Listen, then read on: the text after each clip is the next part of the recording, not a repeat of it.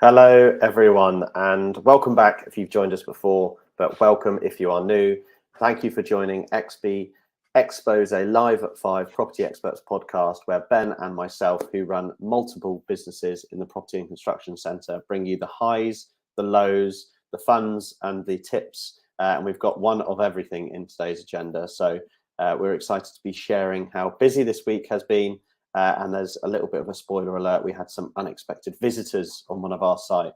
So that is one to stay around for. But to go through the agenda, if you're listening, it's the 20th of September 2024. And we'll be sharing some tips around your sales brochures. Obviously, one of the most important things to do in property development is the exit. All of that hard work is crystallized by an exit, whether that's sales or refinance. So it's a top tip to be had there.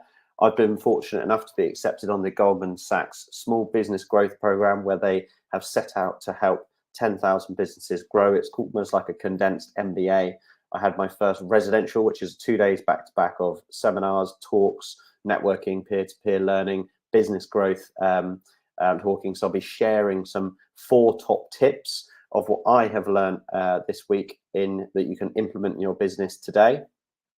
We'll be sharing the site tour that we did yesterday, actually, which was hosted by the Developers Club. But we were showing around the third executive group around the buildings. Quite a fun group, very boisterous and banterful, so a very fun day. We'll be talking about these unexpected visitors that we had at Tame. I know you're probably thinking bed lice or potentially rats or things like that, but we'll be sharing exactly what those visitors were. It's a sad day for all of us in the office. We're actually going to go and do a pub quiz after work. It's the last day of all the 4 summer interns that we had from Reading University. So we'll be tipping you about maybe potential juniors that you could bring into your business and why that might be a good idea. We'll be talking about the tails of the ecosystem. If you've just got one company and you're thinking about setting up a second, or you could set up a second that would complement that business, what's the benefits of doing so? And then last but not least, before going into the Q&A, we'll be talking about what sort of investment rounds we'll be looking at raising at the end of this year and into next year. Anything I've missed, Ben? No, all good. Let's crack on, because this is something that I've been promising for about a month now, to go through sales brochures and how we structure them, how you should think about them going into selling your sites, what should be included, how it should be structured, etc.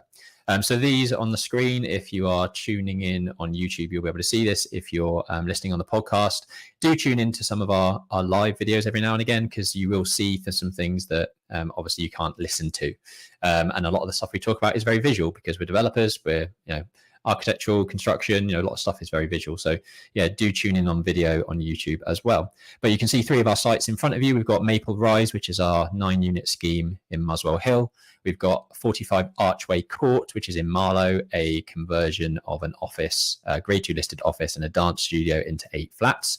And then on the right-hand side, St Andrew's Court in Tame, which is South Oxfordshire, where we will be building 20 flats, hopefully 2 houses in the car park, and we've retained 6,000 square feet of commercial space on site. Now, all of these sites are due for delivery between now and Q2 of next year. So we're super busy on these sites, gearing up for the sales. If you tuned in last week, you'd have found out that we've secured 2 and potentially 3 reservations on St Andrew's Court before even launching to the market. We're not launching for another 2 weeks now, but through soft launches via the site signage, creating a micro website, creating these brochures that you see in front of us, we're able to get sales and offers and interest on the site without formally launching on Rightmove and other platforms like that. So what I wanted to do, what I promised that I would do, is go through some of these and how we look at these brochures and what we do to make sure that they're as optimized and as attractive as they possibly can be. So I'm going to have a quick scroll through Marlow, which is the 8-unit scheme.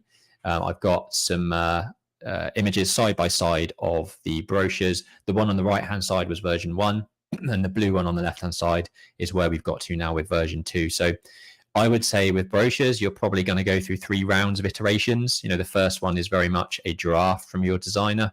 That's where you're going to pick up most of the comments around how you want it structured, what needs to be included, high level feedback. And then on rounds 2 and 3, versions 2 and 3, you're going to be just picking holes in, minor things and changing some text and wording and things like that.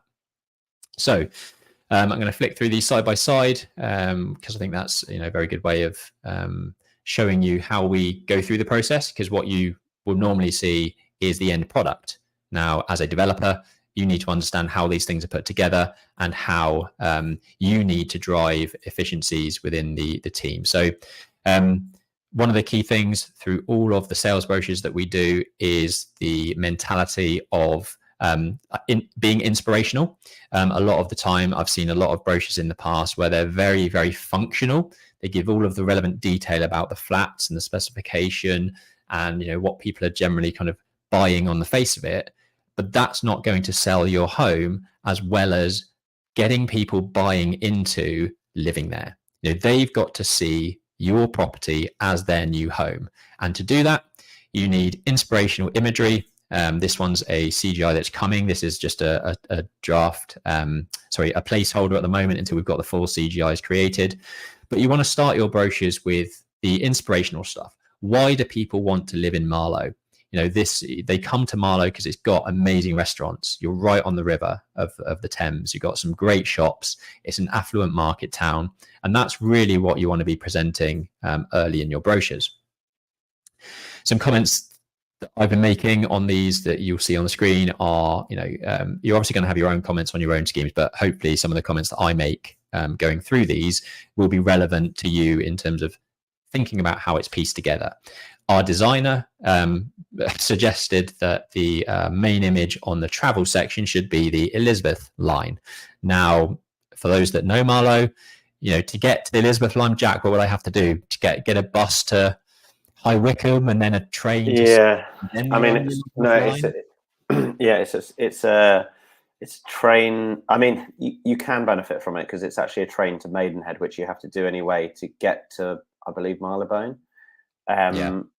But you're on the railway line then, so it's kind of like for me it was like I love the we want to be inspirational, we want to like sell the site as amazing connectivity, but you have to be realistic, and realistically it's going to take you half an hour to actually get to the start of the Elizabeth line before you're even on it.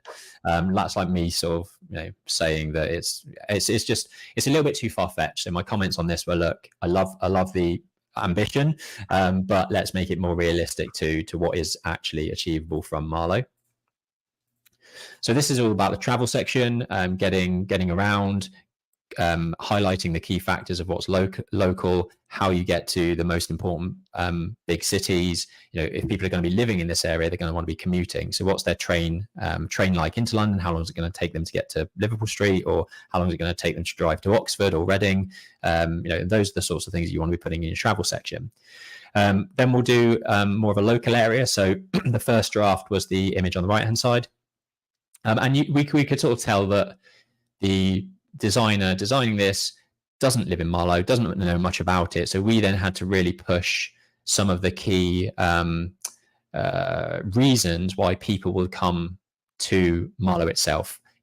We've got 200 meters down the road, the only 2-star Michelin pub, is that right? The Hand and Flowers. Yeah. So that's a really key thing to be mentioning on your sales particulars. We have the River Thames running straight through Marlow.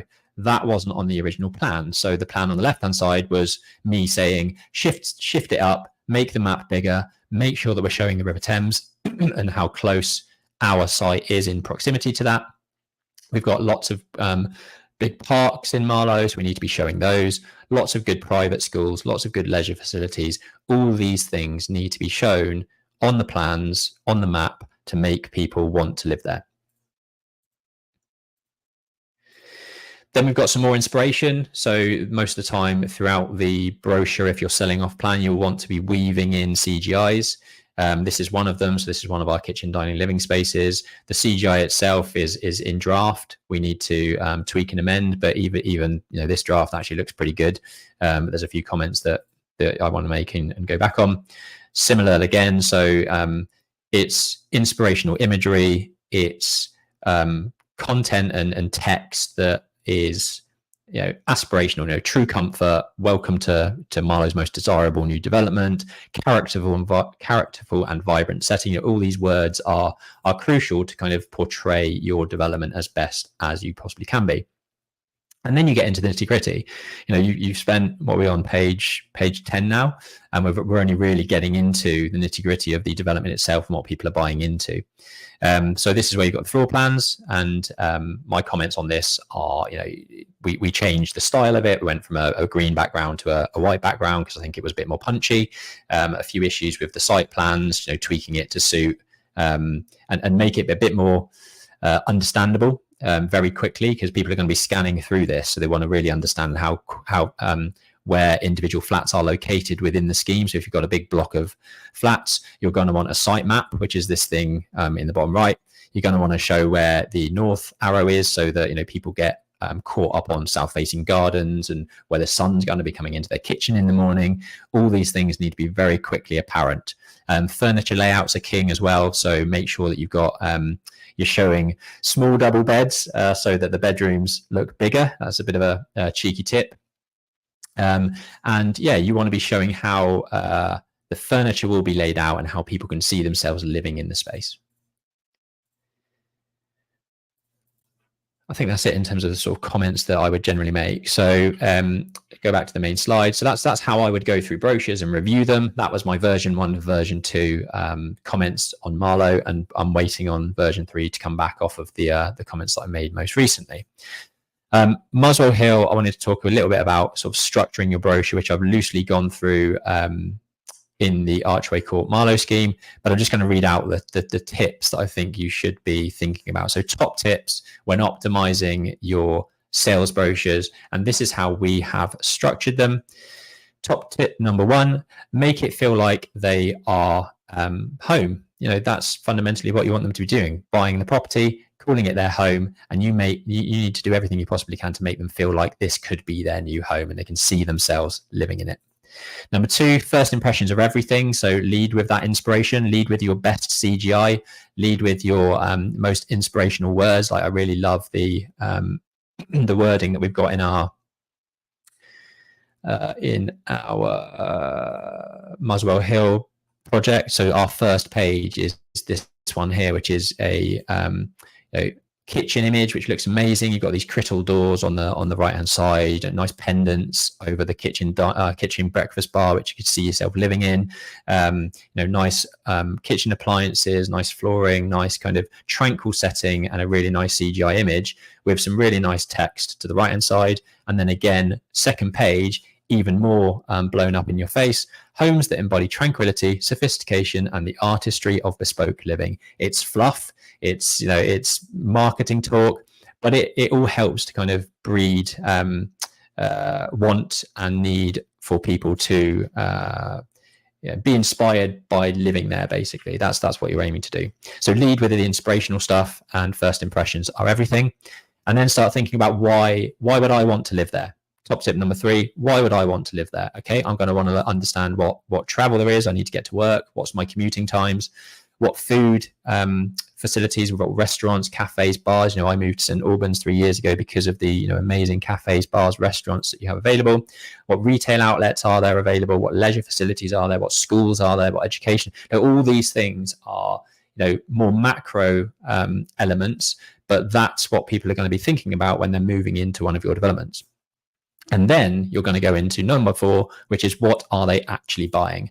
This is where you're going to be showing the floor plans, the schedules, the details, the site map, the south-facing garden, and the interior specification of the flat. So are they getting stone worktops? Are they getting engineered wood flooring? Are they getting a Bosch appliance or a Siemens or a Miele appliance? Those are the sorts of things that you would put at this very end section. And notice that these specifications are at the very end of your brochure, because what you want to do before getting to that point is make people feel like they want to live in your development. And then call to actions, as always. How can they find out more? Do you have a micro website that you can direct people to?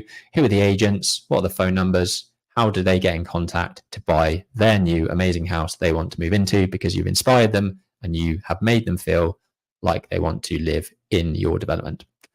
Hopefully that has been useful for people to understand how we structure our brochures and how we sell off plan and sell faster using these types of marketing tools. Cool. Yeah, I think there's just so much evidence there of like actually pushing back on consultants because they don't know the scheme, they haven't lived and breathed it, or even know the area. And I think that's really, really, really key.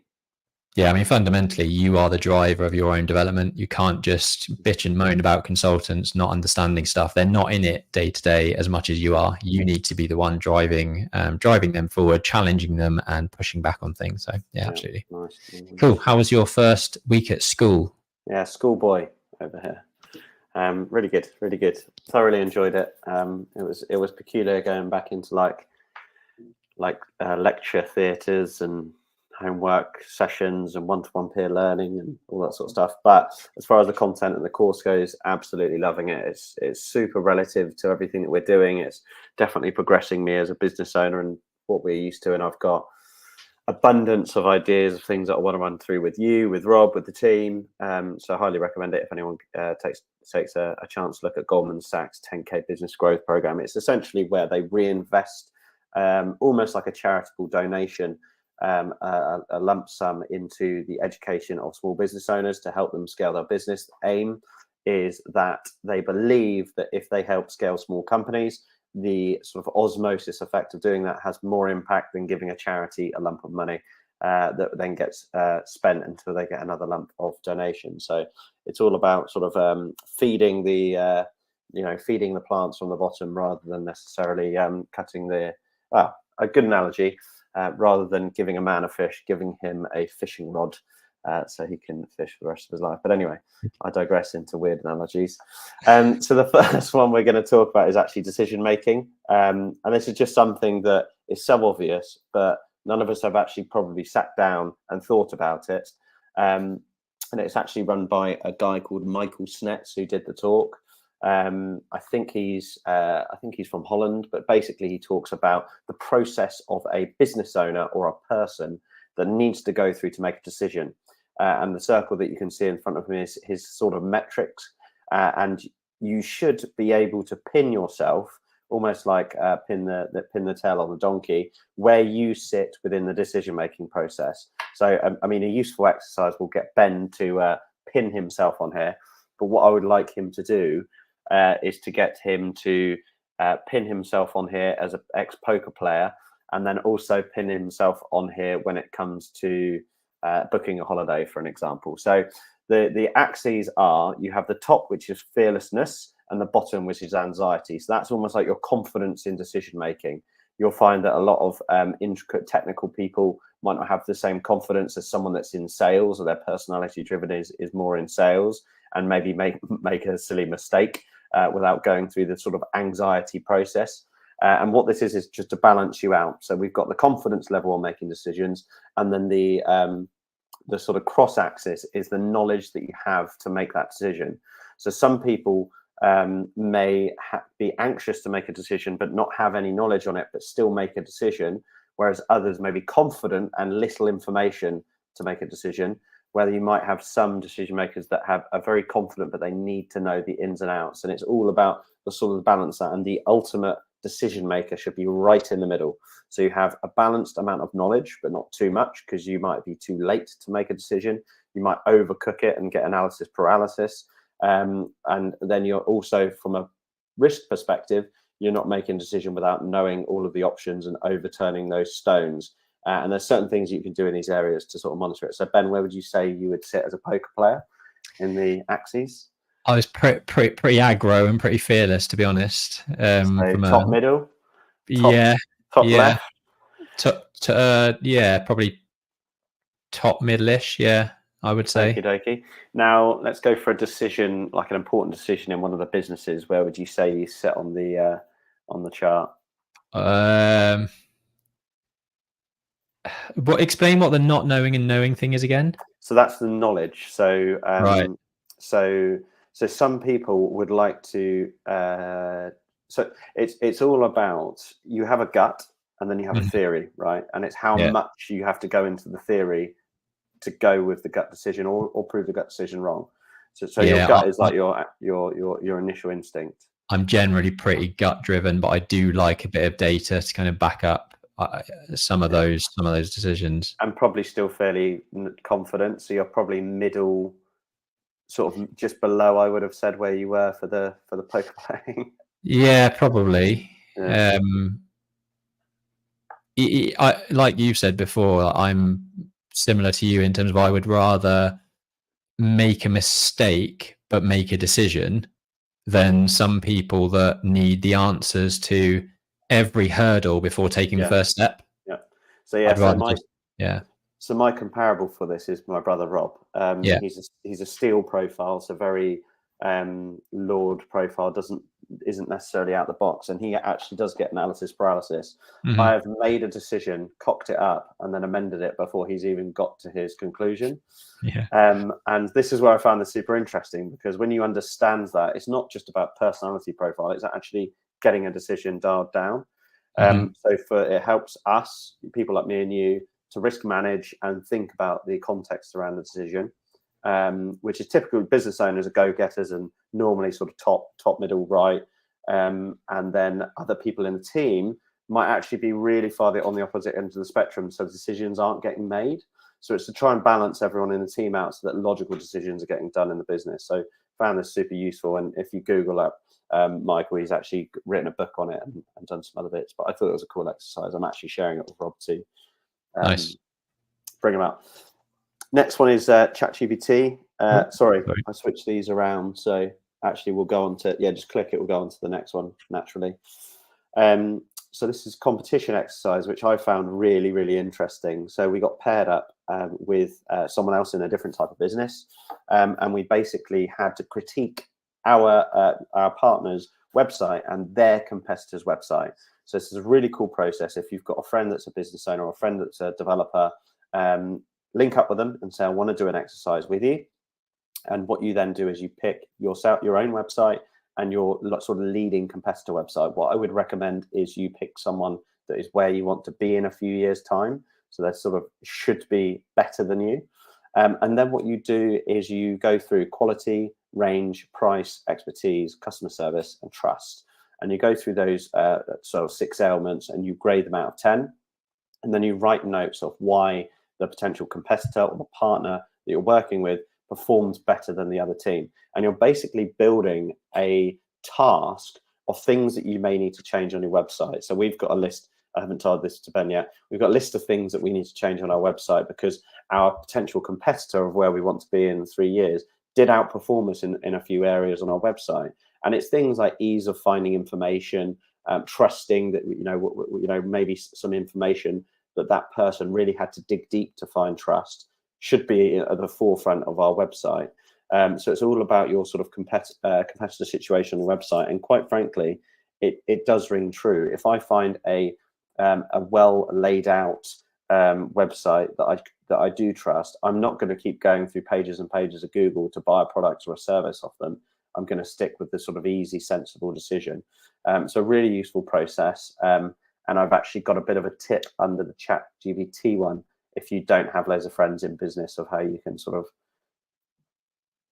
jump to on this one. So if we go to the next one.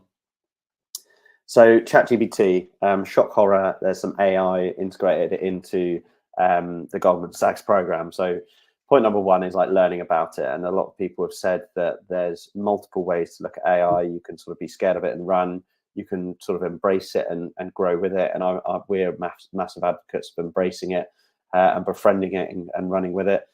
I do actually think there's a lot of businesses out there that could have a niche where they don't use AI, where a lot of people were going and they want a personal service. They want someone that's there to communicate. And, for an example, a travel agent, they might just want the convenience of seeing someone, speaking to someone, them understanding what they like and then sort of dealing with that. So I do think there's a huge USP for businesses that do want to stay specifically personal. But for those of you that are in the day-to-day and you might want to use ChatGPT, we learned a lot about things called prompts. Now, what a prompt is ChatGPT is kind of like a horse. It's only going to be as good as it is as a racehorse, depending on how it's trained. So it has the capabilities of being everything that you need it to be, but your prompts are equally as important as the software that you're using. So we learned tons of information about how you prompt the software. And now how I'm going to give you an example for this is using the previous tip, which is the competition website competitor gauge mark, how you can use ChatGPT to look at that for you.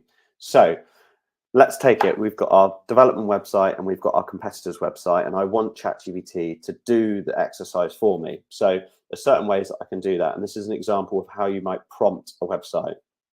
So the first question might be to ChatGPT, can you act as a non-executive director for our business and compare my website, xbproperty.co.uk, and our competitor's website, xyzdeveloper.co.uk.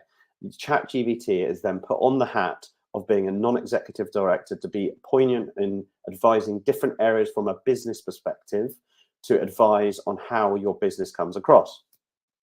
Now, that's one way, and you will get one answer from that from ChatGPT, which, by the way, is a really easy way to do, and I highly recommend it. It's super fun. And then what I would also recommend as a tip is drop down those 6 different areas as a prompt. So, Ben, if you can just go back one stage. So to ChatGPT, you would say, can you take a look at things like quality, range, price, expertise, customer service, and trust? You could also add in quality of alike looking and things like that. But anyway, back onto the ChatGPT one. So prompt number 1 is, can you act as a non-exec director, and prompting in that way? As answer number 1. Now, answer number 2 is actually a completely different perspective. Normally, before I had this training, I'd have actually just asked, can you compare this website with this website? You would just get a very generic answer.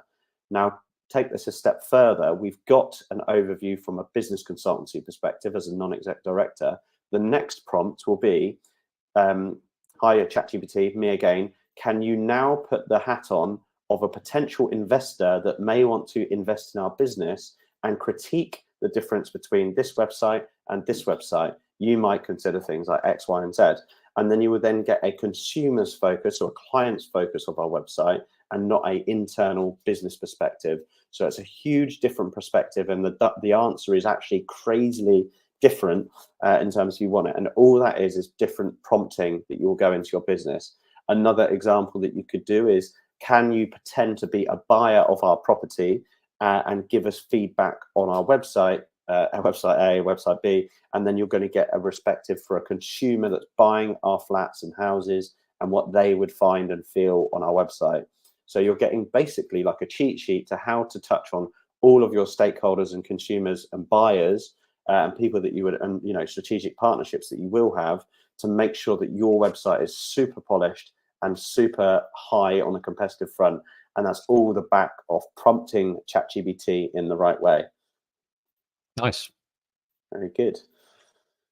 Last but not least, I mean, I actually had like a list of like 30 things that I learned this week that I was like, I could talk about that, but we don't have all weekend. So I tried to keep it fairly prompt. This one's called your sort of why, how, and what. I mean, these why, how, what, who, when, all of those are thrown around loads in business and MBAs, and I actually studied them back when I was doing business and marketing a good decade ago. But this one I actually really enjoyed because it's all about your purpose and how you build sustainable reputation in a market. And having a why, a purpose, to me, before I learned about this, does sound really fluffy. I don't know, Ben, if you'd agree, like your why as a business. I was like, why do our customers care about my why? Like, putting food in the dog bowl for my dogs, like that's not the why that I'm getting at, but that's what I thought initially. But the why and purpose is kind of having a clinical vision of why you want to serve a market. And you should actually focus on that when you're marketing. So the example, this is actually a model that's used by Simon Sinek, who I'm sure a lot of you have already heard for. But once you come up with your purpose of why, you come up with the cause of what do you believe. So for an example, in our surveying business, our why might be as simple as making architects' life easy. And that's it. They're starting from our drawings and they're producing their own sort of creative stuff.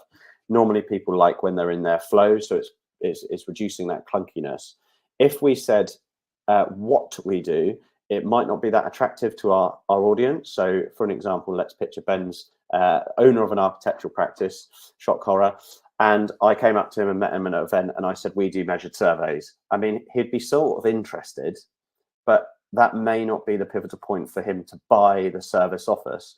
But if you went and said, we make architects' lives easier and save business owners of architecture practices money, that is solving a problem and also pushing our why across there. So, it's all about how you angle that marketing.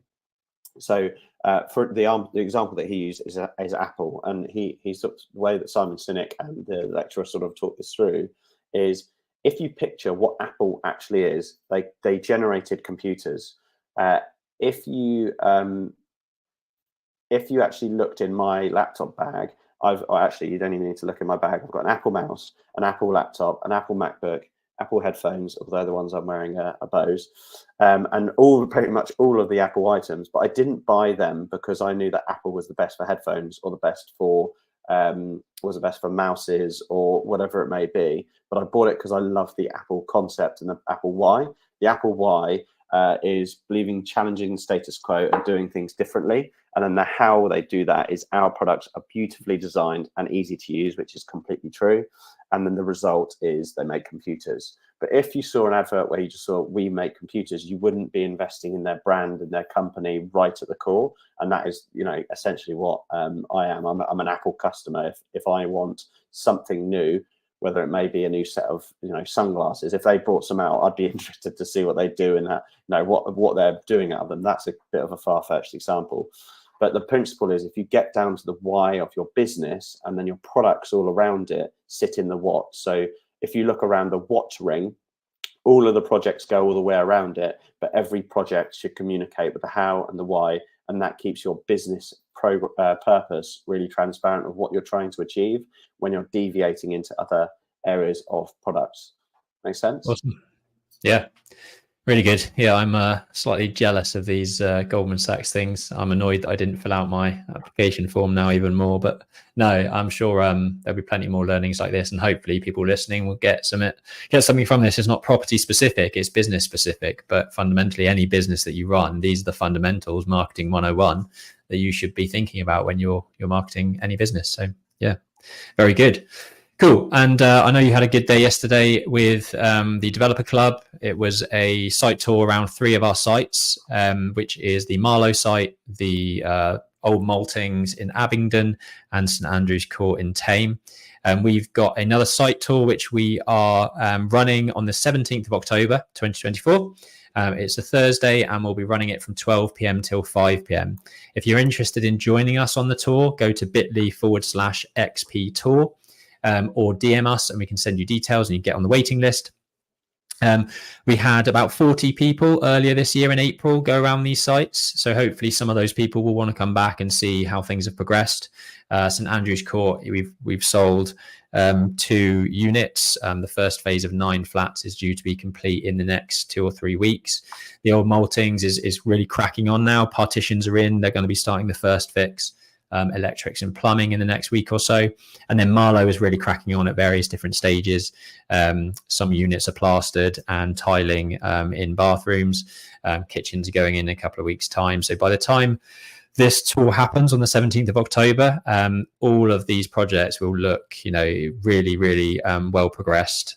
And hopefully you can learn a lot from it. So yeah, do register your interest at bit.ly/XP tour. We would love to show you around. If you're enjoying the podcast, don't forget to rate us on Spotify and review on Apple. It really does go a long way. And if you could just share it with just one person that you know would get value, who's running a small development business or a SME business in any kind, people will still get value from these podcasts, because we do go into the detail of a lot of the business surrounding our property companies. Cool. Yeah, unexpected visitors. Jack led into this quite well earlier. Wednesday, I met my solicitors on site to talk them through the site. When solicitors work on projects, often it's just paperwork exercises, and they're looking at legal documents and plans and some site photos. But there's nothing, you can't beat having them walk around site with you to truly understand what's actually happening on the ground. And this project is very complicated from a car parking perspective. We've got interested parties, a snooker hall nearby that has certain access rights. We've got leases that we don't have ownership of, and access rights for emergency access and fire escape. So having them on site was great, and it was, yeah, I was enjoying showing them around and talking them through all the issues before I turned around to see what was 15 plus police officers, immigration officers. We had 2 health and safety executive officers on site. 2 guys from the fire brigade were swarming around the corner. I was backed in, literally like wall-ed aside, and a fire escape gate behind me. So it was very, very intimidating. And I wondered what the hell is going on. Not really how I expected my Wednesday morning to plan out. And they were getting me to sign warrants to access the building. And yeah, pretty shook up, to be honest. You know, having them come around the corner and just throwing this in my face and looking all serious. I was sort of glad I had my solicitors behind me, because they could help calm things down a little bit. But anyway, it was yeah, a shock to a Wednesday morning. Ultimately, what happened is our main contractor had used some subcontractors to do some of the work in our building, and some of them didn't have work permits to work in the UK. So it turns out a plasterer that hadn't been paid because they did a very bad job got quite angry, and apparently dobbed his guys in, which unbelievable, really. They'd obviously been following 1 or 2 of these individuals, and today was the day where they all swarmed on site to effectively kind of make arrests and deport a few people that don't have the correct work permits, and that was all happening on our site. So yeah, really, really stressful day. I was hoping to be off site by 11 o'clock. I didn't leave till about 6 o'clock, having made sure that everyone was off site that should be, that everything was kind of secure and safe. And yeah, a real eye-opener, really, in terms of the risks associated with development projects. We had the fire brigade do some fire audits on some of the accommodation on site. We've got some works to do to rectify some fire detection. I was more worried about the health and safety executive, because the health and safety of the builders isn't great on that site. But actually, they walked away with 3 minor comments about not using 240 volt electrics, utilizing a transformer to dumb it down to 110, a couple of issues with some missing toe boards and some mid rails on some scaffolding, and yeah, that was actually pretty much it. So yeah, interesting morning. I hope I don't get too many more of those, because it was quite intimidating, but there you go. Yeah, I obviously wasn't there, but got a very distressed phone call from Ben after saying, yeah, I was shitting myself. What a nightmare. What a nightmare. Cool. End of the interns. I'll take this one. So today marks the last day of 4 interns that we took on from Reading University. It's a sad day, but joyous day for them to go back to their theoretical side of things. Now they've had a practical overview on how to do things. So yeah, we had Ruti, Jack, Alex, and Nigel that joined us pretty much the whole of the summer.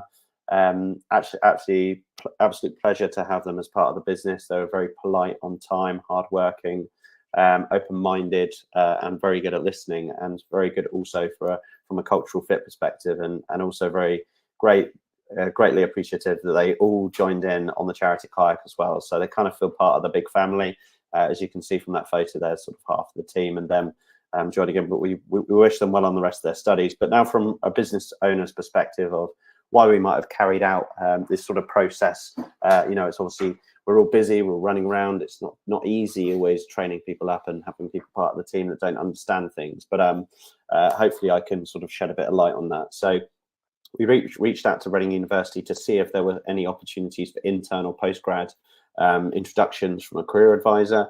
We heard back from them saying that there was intern work, so that's obviously what we pursued. And essentially, the way that the program works is that the university contribute £800 to the works they come and work with us, and then we pay them near around sort of the minimum wage that they would expect for their age, and they essentially come and join the team. And the view that we have is by the time that the £800 runs out, hopefully they might actually be helping and contributing and assisting the relevant people in the business. There's obviously a lot of shadowing work and a lot of learning, and you can see another photo there if you are looking at site tour day that we did with them. But a lot of it is sort of bringing them along for the journey and showing them the businesses and bringing them in relevant meetings where we give good overviews so they can sort of passively learn through that process, but also help from an administration perspective. The benefit for us as an employer is hopefully we can potentially retain some of the good of the bunch throughout the rest of their final year, maybe a day a week or half a day a week, to then keep them interested and knowledgeable about our business for when the grant opportunity comes, to ensure that we can sort of get an early foot in the door with that good talent. To give you an idea of what they're studying, two of them, so Alex and Jack, are studying real estate. Nigel was studying building surveying, quantity surveying, and so was Ruti. So, really relative university degrees.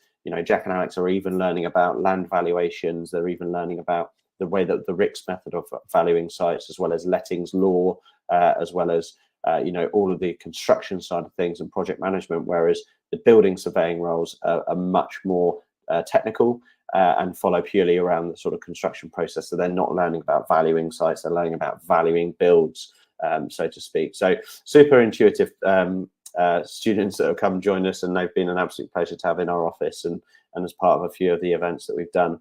And we'll definitely be doing it, hopefully again next year. And yeah, just what I'd highly recommend for any business owner out there, if you feel like you could do with a helping hand or someone a bit more junior that is also technically or actually skilled in the sectors that you're in, there's no harm reaching out to the university and seeing what sort of programs they have for work experience or interning. Yeah, I think my advice from the other side, if you are young listening to this, you're unsure what route you want to go down, doing things like this are great for both good and bad. When I did my work experience back at school, I worked for my dad's mate's accountancy firm, worked there for 2 weeks. Up to that point, liked working in finance, liked working with money, always thought accountancy was the way forward. After those 2 weeks, completely the opposite is the way that I was thinking. It was dull as dishwater. I really hated the 2 weeks. I realized that I needed a lot more creativity and being out there speaking to people rather than stuck in front of a computer screen looking at spreadsheets. So whether it's a good experience or a bad experience, you're going to get an understanding of what's for you. So my advice is just get out there, start working for small businesses like ours, because you're going to learn way more in those types of businesses than you are the big corporate cogs, because you're going to get thrown in the deep end. You're going to get some insight into how businesses work from start to finish. So yeah, get out there, get stuck in. Cool. Tales from the ecosystem. If you tune in to us regularly, you know that we run, sort of 5 businesses mainly. So Aura Architecture, XP Survey, XP Property, Central Suites, and then Aparo Social is our social housing portfolio down in South London. This week alone, and this isn't the first time this happened, but it's happened. There's been 3 occasions where I thought, I need to talk about this, because we've always built this ecosystem to effectively feed into each other. All of the businesses complement each other. You've got XP Surveys that feeds the surveys into Aura. Aura then designs things, goes on to XP who develops it, and then Central Suites takes over the property management. So everything is linked. And this week there's been 3 occasions whereby it's shown how powerful that ecosystem is in terms of network and opportunities. The first one was that Aura had an inquiry from, so we are selling a site in South London called Beckton Court. That image on screen is actually of an old CGI, but I didn't have time to find the latest one. But it's on the market now. So somebody inquired with Aura, having seen the planning drawings that were drawn by Aura, and inquired directly with Aura to understand a little bit more about the project, to understand about the cladding and the type of cladding we proposed and costs associated. And generally understanding how the development was put together. Now, obviously, I didn't necessarily let on that I was also the developer on that site, but I know that there are people reviewing this, and that they are actively researching the development, and I can check in with the estate agent now to understand whether an offer is forthcoming, and let them know that I did have a call from this potential buyer, and that maybe that is a hot lead that he can follow up on to try and drive an offer to sell our XP property development too. So again, completely aside from XP, but a lead and an interesting conversation coming in via Aura Architecture that may aid the sort of knowledge and the sort of firepower that we have as XP Property, knowing that these conversations are happening. If that was another architect, that architect isn't going to ring me as the developer and say, I've just had this call from such and such, they're interested, they're asking this question, that question. I'm hearing it from the horse's mouth, having conversations with a potential buyer directly to an XP project, which is amazing. And then second time around, the second thing that happened this week is I was in discussions with a land agent that has a 10 bedroom house in Lewisham that I was in some early discussions with about buying for our social housing portfolio, or inquiring about and just seeing if there's any scope to put social housing stock into that property. Anyway, that agent went on his website, saw that he'd been involved in various other projects, and literally yesterday morning my neighbour sent me a scheme in St Albans from a developer that's gone bust. Montreux Developments, they're called. There's a 55 unit scheme in St Albans that's on the market for £10 million. That's half built, and they've gone into administration.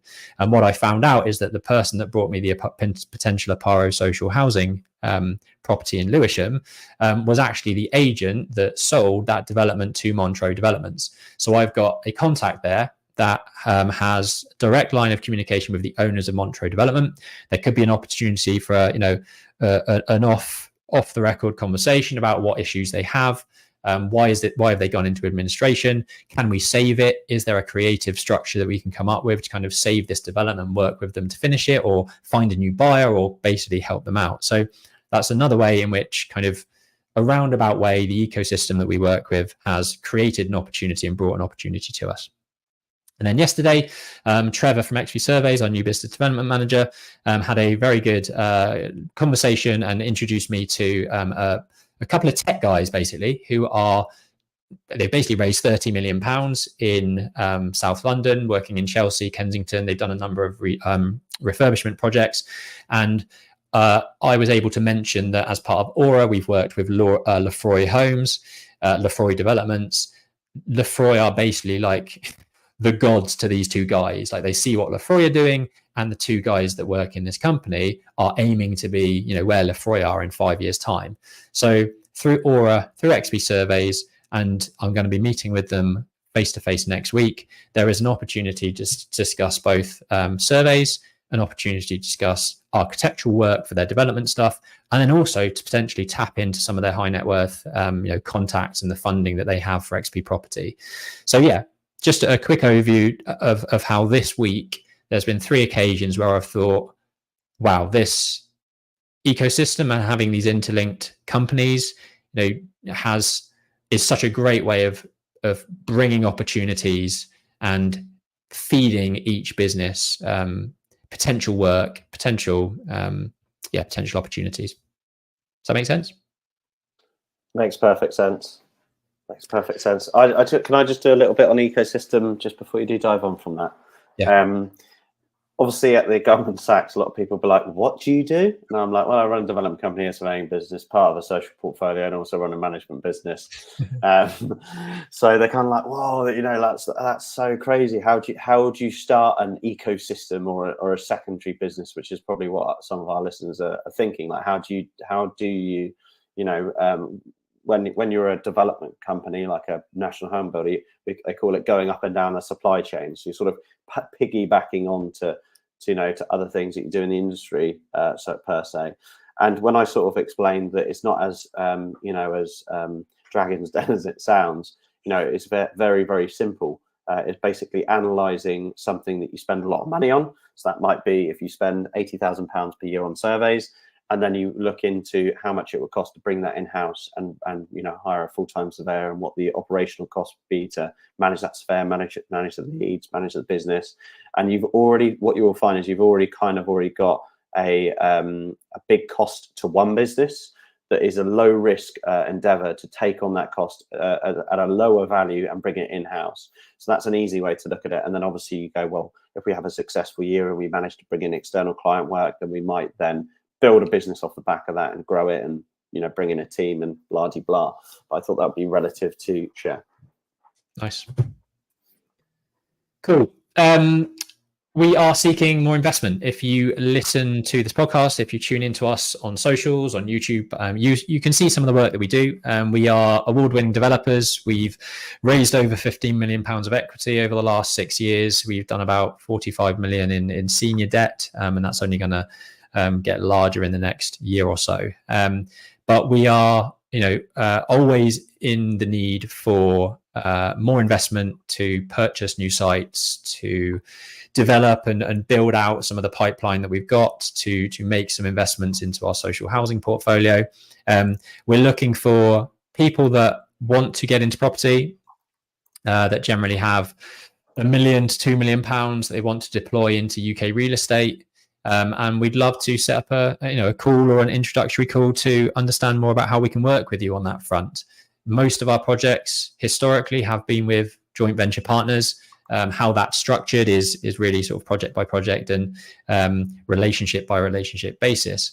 But we don't really push or talk about it enough that we are constantly trying to bring in new investment. So I thought it would be prudent to say it on these calls.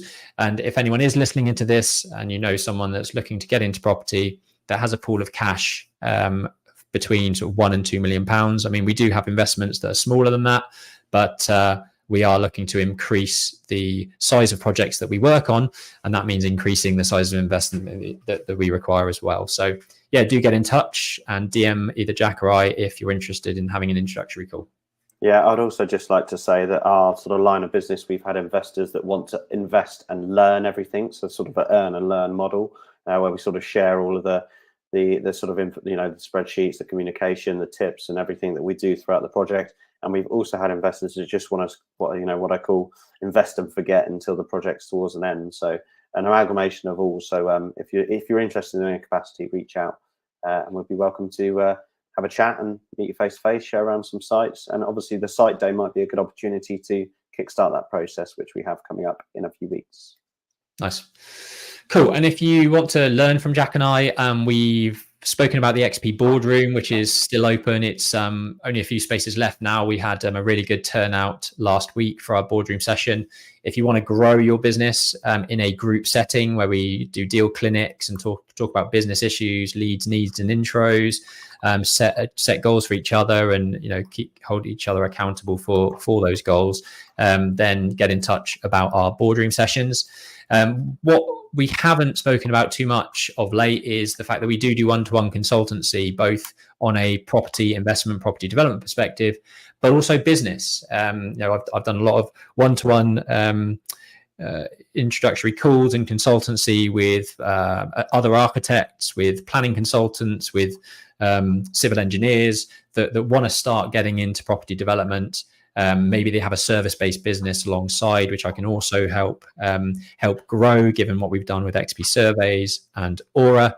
And we have various packages on our website under the consultancy part of our website. But if you're interested in discussing some one-to-one, more intimate kind of consultancy, then type one-to-one below, and we can have a chat and see what we can do to help grow your business. Yeah, I'd also just add on to that. I'd hate to even think how much Ben and I have invested in our self-learning. We're talking about the Goldman Sachs. We do business coaching every week in XP Surveys. Ben's been doing business coaches every month in Aura, every month, as well as a non-exec advisor in XP Property, as long as scaling our businesses and dealing with that growth, that level of growth. So, you're getting a lot of historic decades of experience all within, hopefully. And our aim is, because we pay people for things like this that sit a level above us, Our aim is that our fees are outweighed in the value that we give to you in your business. Therefore, it's a sustainable package that we can continue checking in with you and creating that value in your business. And it might even be saving, saving a tax fee on a property or something that you weren't aware of. And that sort of a few £100 an hour is almost nonsensical when we get into the nitty gritty of aiding projects, development, and growing a business. Yep. Cool. That's all for today. If you've got any questions, please do drop them down below. We are here every Friday at 5 p.m. and we also launch the audio format in podcast at noon every Tuesday. So if you're not on Spotify or Apple Podcast following us, please do subscribe, tune in as it gets released on noon every Tuesday, and see you next week. Bye.